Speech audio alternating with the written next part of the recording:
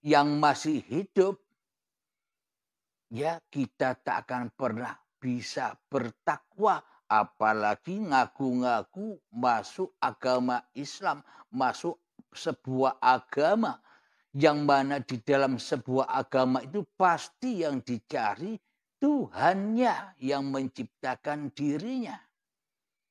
Tapi kebanyakan manusia masuk ke dalam agama-agama hanyalah kepentingan-kepentingan iblis dan setannya.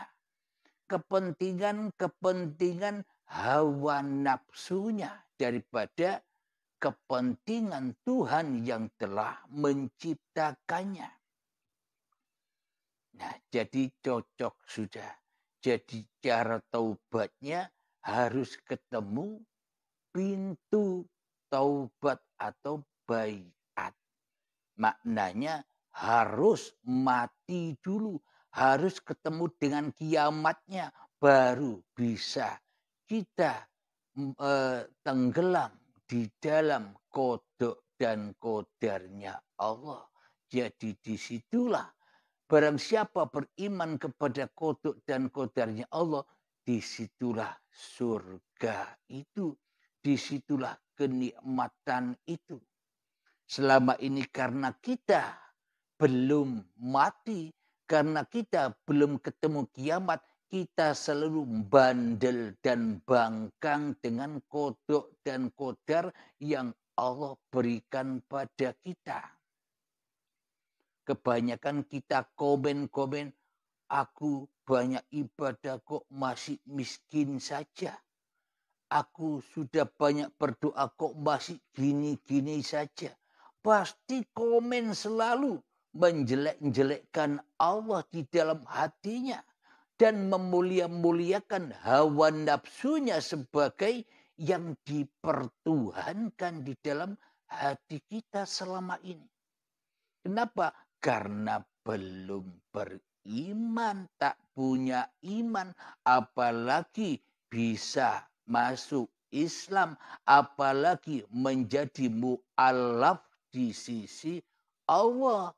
Iman saja tak punya, bagaimana mungkin bisa bersahadat? Apalagi sholat, apalagi zakat, apalagi puasa, apalagi haji. Semua hanyalah angan-angan dan semua kerjaannya hawa nafsu demi untuk menyesatkan hati manusia kepada Tuhannya. Jadi untuk masuk Islam itu ya harus iman dulu. Ketemu dengan yang diimani. Allahnya ketemu langsung. Malaikatnya ketemu langsung. Kitab-kitabnya ketemu langsung. Para nabi dan rasulnya ketemu langsung. Hari kiamatnya ketemu langsung. Dan kodarnya ketemu langsung.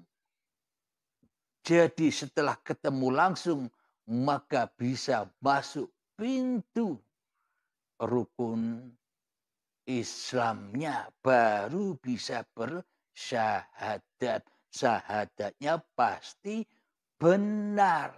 Karena sudah bertemu langsung dengan pencipta dirinya.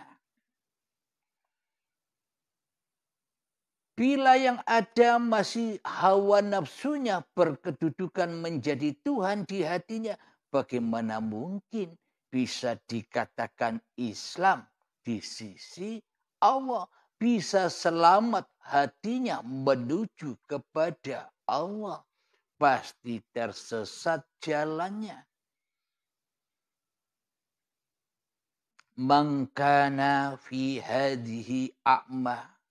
Barang siapa buta mata hatinya, buta imannya, fahuwa fil akhirati a'ma, maka di akhiratnya pun ia tambah buta.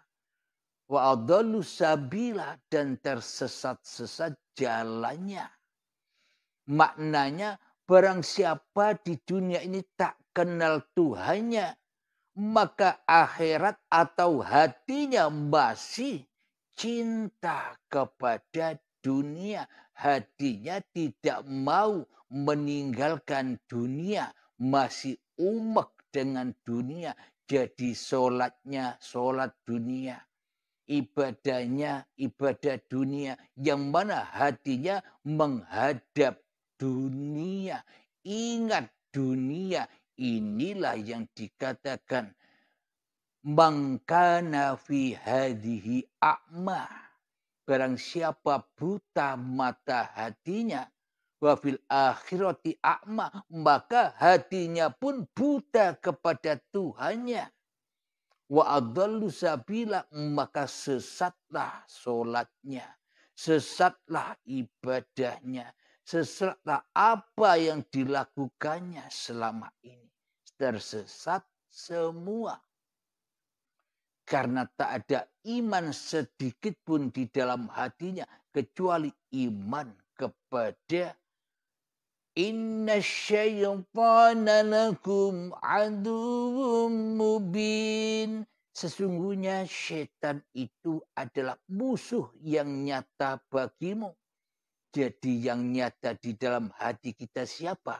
Bila masih diri manusia kita yang nyata, itulah setannya. Jadi selama ini sholatnya bukan nyembah Allah, tapi salah Tuhan, nyembah setan. Diaku-akui sholat dirinya, nyembah setan. Diaku-akui ibadah dirinya, nyembah setan. Maka dari itu butalah mata hatinya, maka akhiratnya pun buta. Maknanya tidak sampai semua ibadah itu, melainkan menghina Allah saja. Kalau di dalamnya kita menghina Allah, apa mungkin kita berharap-harap pahala? Apa mungkin kita berharap-harap surga? Sementara kita menghina Allah di dalam sholat dan ibadah kita. Disuruh naik mi'raj kepada Allah, kok malah masih main-main di dunia bersama iblis dan setan. Allahu Akbar di dalam sholatnya, yang diingat, yang dituju, yang ditemui cinta-cintanya. Urusan-urusan dunia. Berbagai macam ingatan-ingatan kita di hati kita tentang dunia saat kita sholat. Itu kan namanya penghinaan kepada yang menciptakan diri kita. Tapi kita tidak sadar bila kita selama ini hanya menghina-hina dina Allah saja. Kenapa? Karena iman kita selama ini telah disesatkan oleh musuh-musuh kita. Yang mana musuh kita, setan kita, hawa nafsu kita tidak rela, tidak ridho bila harus sujud kepada Adam. Tidak rela, tidak ridho sujud kepada ketiadaan diri kita. Itulah yang membuat kita selama ini tersesat jauh dari jalan Tuhan. Jauh dari ajaran-ajaran para nabi dan rasul. Coba kita cermati, coba kita hayati. Apa yang ada di dalam hati Kanjeng Nabi Muhammad sallallahu alaihi wasallam. Muhammad, bukan kamu yang lempar, tapi aku yang lempar. Berarti Muhammadnya itu harus wujud atau Adam. Jadi Muhammadnya harus jadi Tuhan apa jadi Rasulnya Allah. Nah, disitulah jelas sekali berarti Muhammadnya kan harus tak ada. Agar apa? Agar yang melempar Allah, bukan Muhammad lagi. Di dalam hati Kanjeng Nabi Muhammad ya. agar menjadi Rasulullah bisanya ngelempar ini karena diutus Allah, karena digerakkan Allah, karena diperjalankan Allah. Bukan gerak, bukan berjalan, bukan lempar sendiri Muhammadnya. Selama ini kan kita salah Tuhan. Tuhan yang telah ditunjukkan oleh Kanjeng Nabi Muhammad. Kita hanya ikut-ikut ngaku-ngaku saja sebagai umatnya Muhammad. Tapi dalam hati kita, kita mengikuti iblis dan setan secara tidak kita sadari karena bodohnya, karena butanya mata hati kita selama ini. Alhamdulillahirabbil alamin. Jadi jawaban yang kedua, apa bedanya Ahad dan Esa itu? Ketika kita masih ada ya bingung membedakan karena yang jadi Tuhan masih manusianya. Namun bila manusianya sudah ketemu Tuhannya, sudah tidak bingung lagi. Ahad, Esa, Wahid sudah tidak ada urusan. Semua urusan Tuhannya. Enak kita dijaga Tuhan, tidak jaga Tuhan lagi. Kalau kita masih merasa di dalam paparan uripe Allah merasa paham, akhirnya tidak menemui guru pembimbing Anda, tidak digurukan lagi, Anda belajar sendiri. Apa bedanya Anda belajar dengan buku, belajar dengan komik, belajar dengan film, belajar dengan YouTube, ya mursyidnya itu. Alhamdulillahirabbil alamin. Jadi carilah guru yang bisa membimbing hati Anda sampai kepada Allah. Banyak guru-guru di luar sana. Silakan pilih-pilih sendiri yang bisa membawa hati Anda kepada kedamaian bersama Tuhannya. Alhamdulillahirabbil alamin. Semoga saya khususnya dan semoga kita semua khususnya Aba Basir yang dari Malaysia yang bertanya tadi, semoga terpuaskan dengan jawaban-jawaban yang sudah dipaparkan. Dan semoga khususnya diri saya dan kita semua senantiasa di dalam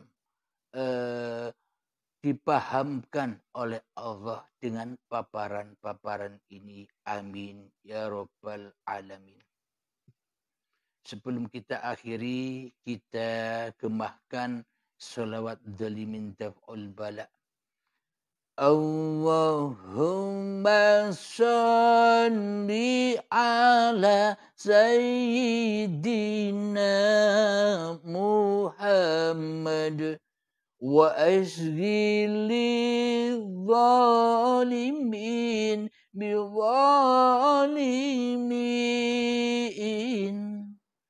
Allahumma sholli ala sayyidina Muhammad wa asghili zalimin bizalimin wa akhrijna min bainihim salimin wa ala alihi wa sahbihi ajma'in. Alhamdulillahirabbil alamin. Allahumma shalli ala sayyidina Muhammad wa ala ali sayyidina Muhammad. Allahumma ya qadiyal hajat. Allahumma ya mujibad da'wat. Allahumma ya rafi'ad darajat. Allahumma ya muhillal muskilat. Allahumma ya syafiyal amrad. Allahumma ya kafiyal muhimmat. Allahumma ya dafi'al baliyat. Allahumma khtim lana bil iman. اللهم اختم لنا بالإسلام بجاه سيد المرسلين ربنا آتنا في الدنيا حسنة وفي الآخرة حسنة وقنا عذاب النار وصلى الله على سيدنا محمد وعلى آله وصحبه وسلم والحمد لله رب العالمين. Akhir kalam, assalamualaikum warahmatullahi wabarakatuh. Bagi sahabat yang mau bertanya-tanya, silakan saya tunggu dengan menghisap rokok dulu.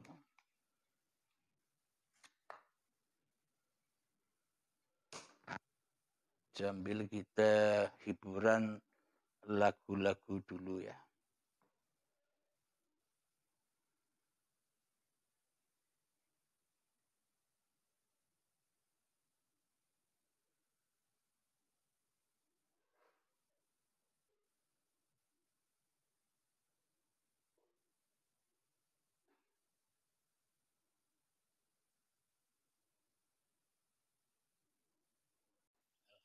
Alhamdulillah, dari Kang Wardi ada pertanyaan. Mohon maaf, mohon arahan bagaimana jika mengerjakan sholat sementara tidak ada kerentak di hati. Ini pertanyaan kelas tinggi. Pertanyaan orang yang merasa makrifat. Manusia masih merasa dirinya yang makrifat. Akhirnya bertanya, bagaimana jika mengerjakan sholat sementara tidak ada kerentak di hati? Bagaimana mungkin Anda bisa mengerjakan sholat kerentaknya saja tidak ada? Begitu sahabat. Berarti kan bukan sholat.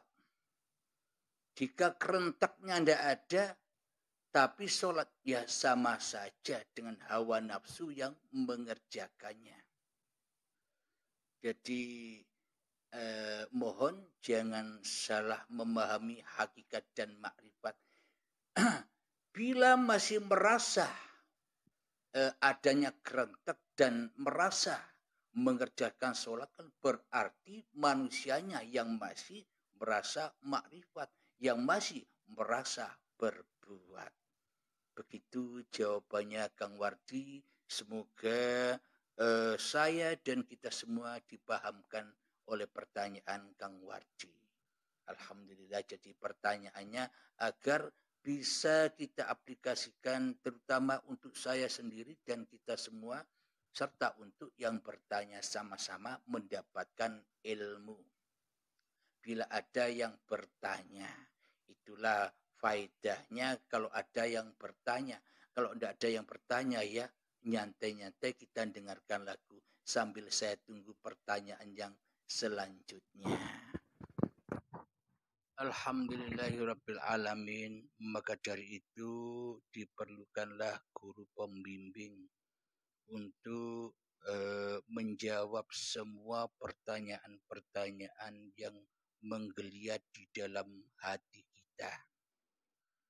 Jadi bagi Anda PR-nya ya harus cari guru pembimbing dimanapun berada, cari.